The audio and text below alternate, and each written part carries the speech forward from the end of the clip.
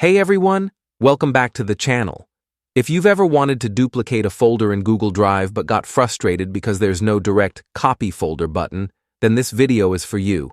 Today, I'll show you exactly how to make a copy of any Google Drive folder in 2025, step by step, easy, and foolproof. Whether you're doing this for work, school, or backups, stick with me till the end, because I'll also share a smart trick to speed up the whole process. So, let's get started. Here's the thing. Google Drive doesn't have a built-in feature to duplicate an entire folder with one click, but we can easily work around this with a simple method. First, open your Google Drive and locate the folder you want to copy. Double-click to open it and select all the files inside. You can do this by pressing Ctrl+A on Windows or Command+A on Mac. Next, right-click on the selected files and choose Make a Copy.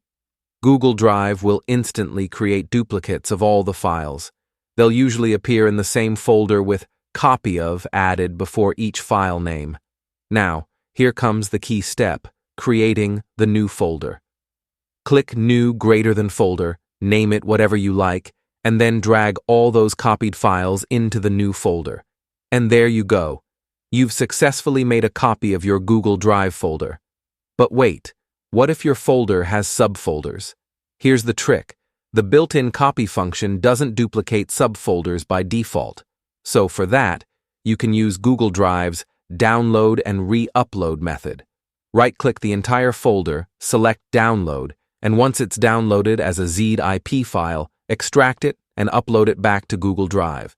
Rename it, and now you have a full copy, including all subfolders and their contents. This method works on both free and paid Google accounts, and it's the most reliable way to duplicate big folders or entire projects without losing structure. And that's it.